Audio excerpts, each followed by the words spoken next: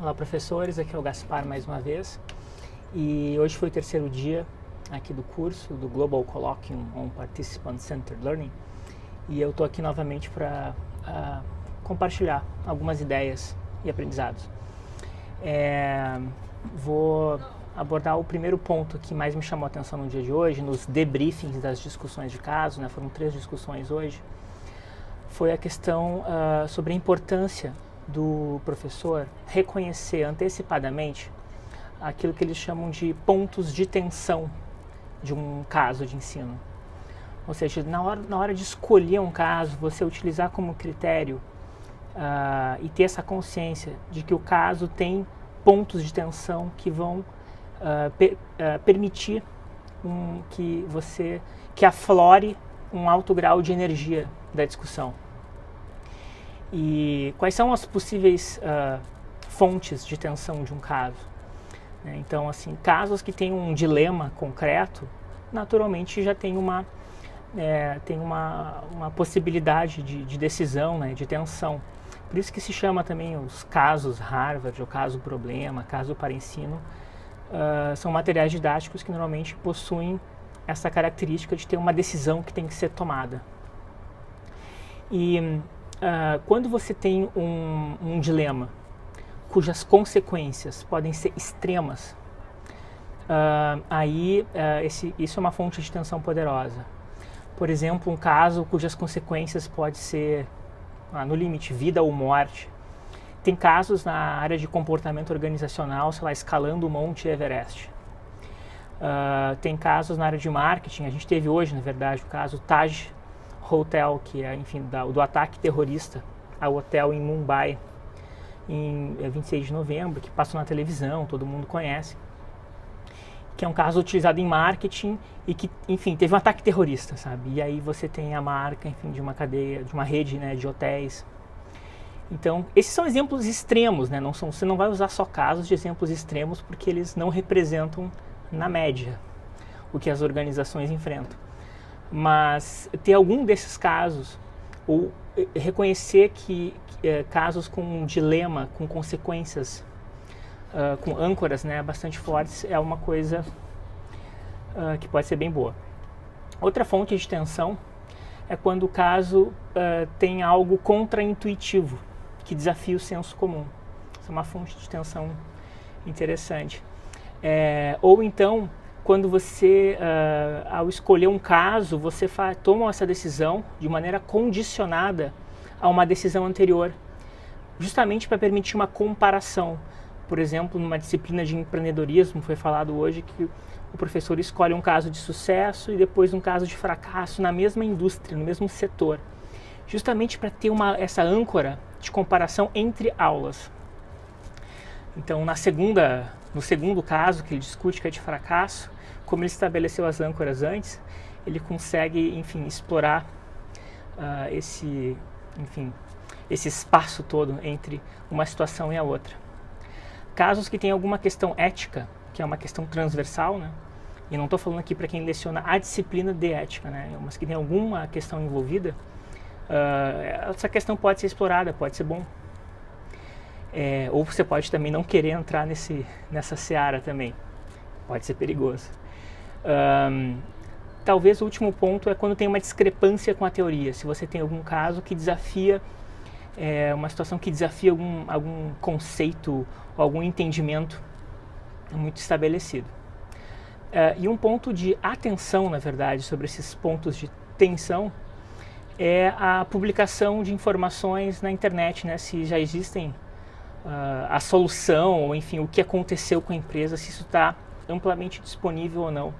Porque se tiver, isso pode anular um pouco o efeito do dilema, ou enfim, dessa fonte de tensão que a gente acabou de falar. A tensão é um aspecto que é, em certa medida, inerente ao caso, mas não totalmente, porque você tem que construir em cima disso, usando as follow-up questions, né, para jogar lenha na fogueira durante a discussão, articulando algum tipo de debate entre pessoas com pensamentos opostos. Você pode fazer uma votação para identificar as opiniões, às vezes até introduzindo o roleplay durante a discussão, né, a teatralização, ter os alunos interpretando personagens do caso. enfim, negociando, alguma coisa assim. Então essas coisas trazem adrenalina, trazem tensão. E nós queremos isso numa discussão de casos centrada no participante, enfim, que a gente consiga aportar as emoções e as energias em sala de aula. Bom, outro destaque, eu poderia dar um destaque para o que eles falaram hoje sobre o closing da discussão. Se você olhar para uma discussão de casos, tem pelo menos 3 momentos importantes. O opening, abertura, as questões substantivas da discussão, que eles chamam de discussion questions, e a parte final, que é o closing, ou wrap-up, né? Enfim, é o fechamento da aula. E sobre o fechamento, tem muitas maneiras diferentes de você fechar uma aula. Você pode pegar um PowerPoint nos últimos 10 minutos, mostrar notícias de jornal, fazer uma atualização sobre o que aconteceu com aquela empresa ou setor, enfim, retratados no caso. Você pode fazer uma série de perguntas, colocar no ar perguntas para acabar fazendo um fechamento de uma maneira mais reflexiva. Então, por exemplo, e se essa situação tivesse acontecido em outro setor? Ou seja, ao invés de hotéis, tivesse acontecido, sei lá, numa rede de cafeterias. E se tivesse acontecido na mesma rede de hotéis, mas em outro país? E se tivesse acontecido no mesmo lugar, mas com outro chefe? E se tivesse acontecido hoje ao invés de 5 anos atrás? Enfim, esse "e se" é uma maneira de a gente, sair do raciocínio do particular, né, daquele caso, e tentar elaborar um pouquinho sobre as possibilidades de generalização e as limitações, né? As muitas vezes impossibilidades de generalizar aquela situação específica. Então essa é uma maneira interessante de fazer um close. Mas a melhor delas é essa aqui, a terceira.